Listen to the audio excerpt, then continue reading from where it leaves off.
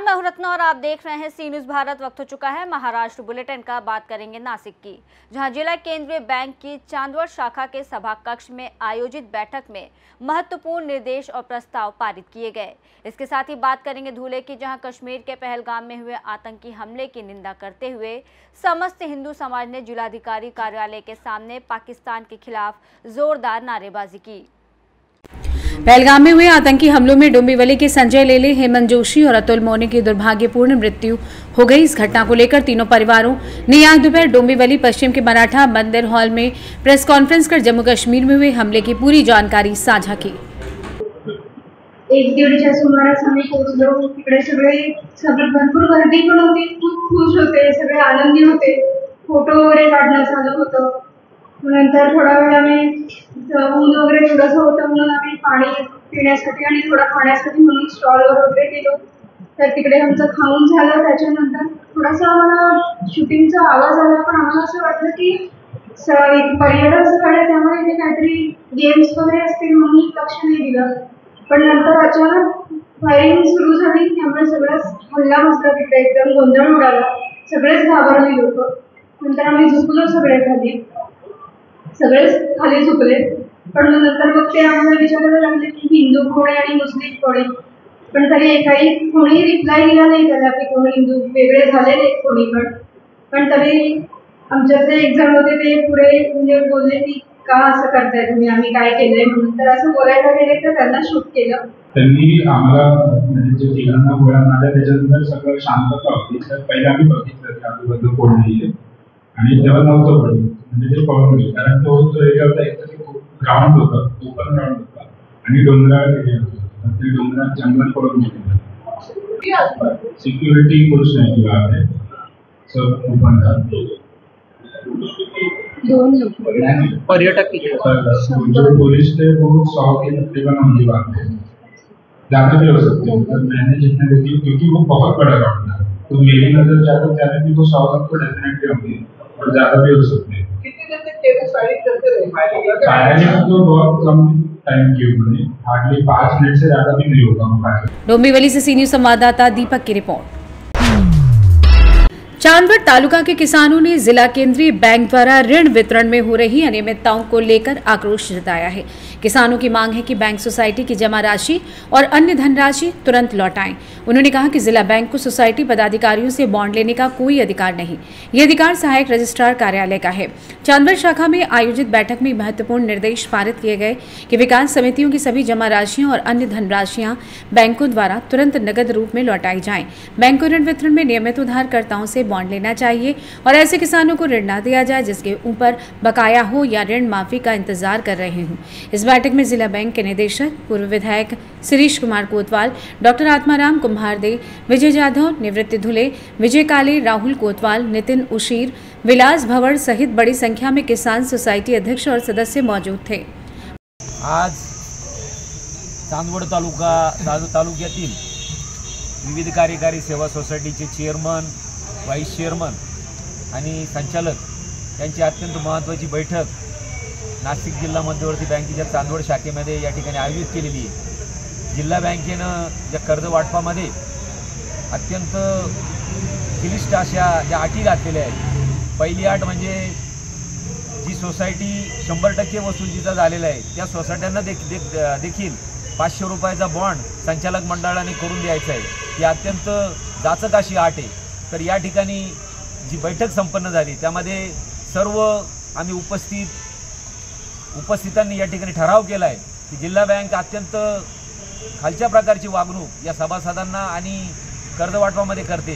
तर आम्ही या ठिकाणी मागणी करत आहोत की जिल्हा बँकेमध्ये आमच्या गेल्या सुरुवातीपासून जे काही शेअर्सची रक्कम बँकेमध्ये जमा आहे, त्याचबरोबर जे डिपॉझिट संस्थांचे आणि वैयक्तिक जमा आहे ते या ठिकाणी परत द्यावे, जेणेकरून या बँकेचे संबंध तोडून आम्हाला या ठिकाणी कर्ज वितरणासंदर्भामध्ये शेतकऱ्यांना वेगळ्या प्रकारचा मार्ग अवलंबता येतील। या ठिकाणी जिल्हा बँकेने जो काही या जाचक अट जी 500 रुपयाच्या बॉन्डची लावलेली आहे तिचा या ठिकाणी मी निषेध करतो आणि येणाऱ्या काळामध्ये बँकेने जर या ठिकाणी चांदवडला सातत्य वागणूक देण्याचा प्रयत्न केला तर निश्चित कठोर अशी भूमिका घेऊ या ठिकाणी नमूद करतो। तर यानंतर आज या ठिकाणी मीटिंग झाली, या मीटिंगमध्ये काय काय ठरलं? खरं तर जिल्हा मध्यवर्ती बँकेने 31 तारखेला 31 मार्चला संपूर्ण सोसायटीकडे वसुली करून घेतली आणि 1 तारखेनंतर कर्ज वाटप देण्याचं त्या ठिकाणी आश्वासन दिलं होतं। पण तो कर्ज वाटप करताना त्यांनी परिपत्रक काढलं, 500 रुपयाच्या बाँडवर तुम्ही करारनामा करून द्या, हमीपत्र करून द्या वसुलीसाठी। आणि ते कर्ज जर समजा ज्या शेतकऱ्याने घेतलेलं आहे किंवा ज्या सभासदाने घेतलं त्यांनी वसूल दिलं नाही तर त्याची जबाबदारी संचालक मंडळावर येईल। ही जाचकाट खऱ्या अर्थानं यापूर्वी कधी नव्हती, कारण आम्ही निवडून आल्यानंतर बरोबर या ऑफिसला देतो, एनडीसी बँकेला हे पत्राचा कुठलाही अधिकार नाही, कारण आकांच्या जमिनी देऊनच ते कर्ज त्या ठिकाणी दिलं जातं। आणि आज जर तालुक्याचा विचार केला तर आमच्याकडे 8 शाखा आहे, 8 शाखांमध्ये जवळजवळ 57 कोटी रुपयाच्या सेविंगवर बचत, त्यानंतर FDR किंवा समृद्धी योजना आणि टोकाच्या ठिकाणी आजही बँकेत पडून आहे। वेळेवर कोणाच्या सुखदुःखात ते पैसे मिळत नाही, मग बँकेचा उपयोग काय? आणि आज परिस्थिती अशी आहे की जवळजवळ आमच्या शेअर्स रूपाने 82 शाखांच्या जवळजवळ 12.5 कोटी पडून आहे, कित्येक वर्षापासून याची आहे। मग त्याचंही व्याज बँक नाही तर मग ही कामाची जर आज त्यांच्याशीच पिळवणूक करणार असेल तर भविष्यामध्ये मोठं जनांदोलन आम्ही उभं मंत्रात मागू, कृषी मंत्र्याला मागू। आज लोकांचा प्रचंड मोठा रोष निर्माण झाला आहे। जिल्ह्यात संपूर्ण तालुक्यांमध्ये कर्ज वाटप झाली, मात्र चांदवड तालुक्यात कर्ज वाटप नाही। आज प्रशासनाने तात्काळ निर्णय घेतला नाही तर उद्या परवा आम्ही त्या ठिकाणी प्रशासनाच्या समोर त्या ठिकाणी मोठं आंदोलन उभं करू आणि आमच्या शेतकऱ्यांना कर्ज वाटपासाठी त्यांना भाग पाडू। 31 तारखेच्या आधी जे सहकारी संस्थेकडून कर्ज वाटप या ठिकाणी 100% आम्ही करून घेतली, परंतु जेव्हा कर्ज द्यायची ज्यावेळेस वेळ आली तेव्हा कुठेतरी जाजाकाठी या ठिकाणी परिपत्रकात टाकलं आणि सहकारी संस्थेचा या ठिकाणी बॉन्ड मागितला।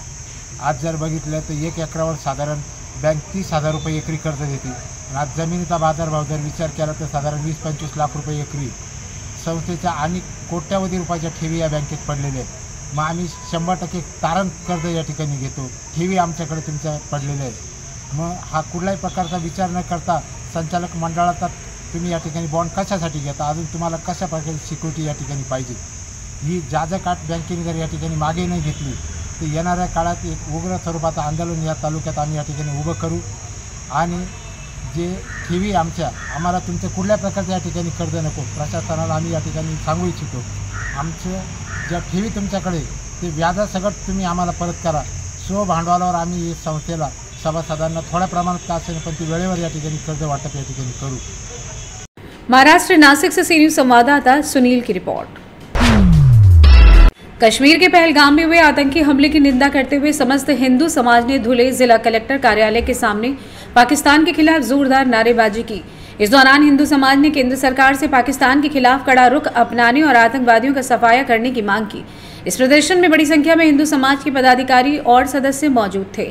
आइए जानते हैं इस विषय में उमेश चौधरी का क्या कुछ कहना था।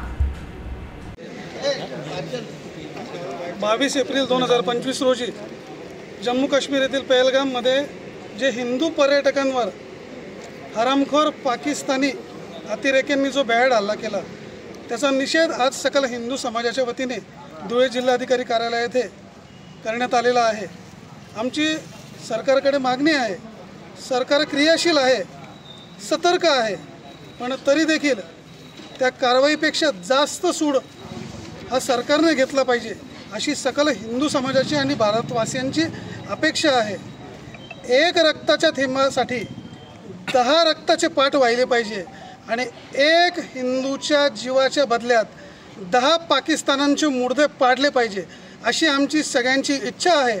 केंद्र सरकार सर्व भारतीयांचा आणि हिंदूंच्या इच्छेचा मान ठेवून इतकीच कठोर सूडाची कारवाई करेल आणि पाकिस्तानला पुन्हा एकदा असा धक्का देईल की पाकिस्तानने स्वतःचं अस्तित्व जे आटाच्या गोळा करताना मीडियामध्ये पाकिस्तानी बेआबरूचे दिसत आहेत याच्यापेक्षा घाण अवस्था केंद्र सरकारने पाकिस्तानांची आणि त्यांना समर्थन करणाऱ्यांची करावी। भारतात देखील जे राजकीय आणि अराजकीय या अतिरेक्यांचं आणि त्यांच्या विचारांचं लांघून चालन करतील त्यांची पण सरकारने आणि जनतेने खैर करू नये एवढीच फक्त सरकारकडे माफक अपेक्षा आहे। धुले से सी न्यूज संवाददाता नीलेश की रिपोर्ट। महाराष्ट्र के मलकापुर में जैन धर्म के अनुयायियों ने अपनी आस्था पर हुए हमलों के खिलाफ विरोध प्रदर्शन किया और तहसील कार्यालय पहुंचकर तहसीलदार राहुल तायडे को ज्ञापन सौंपा, जिसमें जैन धर्म पर बढ़ते हमलों पर कार्रवाई की मांग की गई। विरोध प्रदर्शन का कारण मुंबई से दिगंबर जैन मंदिर का ध्वस्त किया जाना था, जो कि पिछले 30 सालों से जैन समाज का प्रमुख पूजा स्थल था। महाराष्ट्र में जैन समुदाय की उपस्थिति महत्वपूर्ण है, लेकिन इस घटना से वे आहत हुए हैं। प्रदर्शन में राजनीतिक और धार्मिक आक्रोश भी व्यक्त किया गया, खासकर सत्ताधारी भारतीय जनता पार्टी के जैन प्रतिनिधियों की अनुपस्थिति पर नाराजगी जताई गई। इस प्रदर्शन का नेतृत्व दिगंबर जैन संघ के अध्यक्ष सुभाष जी चौरे ने किया और तहसीलदार से जल्द कार्रवाई की अपील की। देखना ये होगा कि इस अपील का क्या परिणाम निकलता है। महाराष्ट्र से सी न्यूज़ संवाददाता प्रसन्न व्यवहारी की रिपोर्ट। फिलहाल इस बुलेटिन में बस इतना ही। देश और दुनिया की तमाम बड़ी खबरों के लिए देखते रहिए सी न्यूज़ भारत।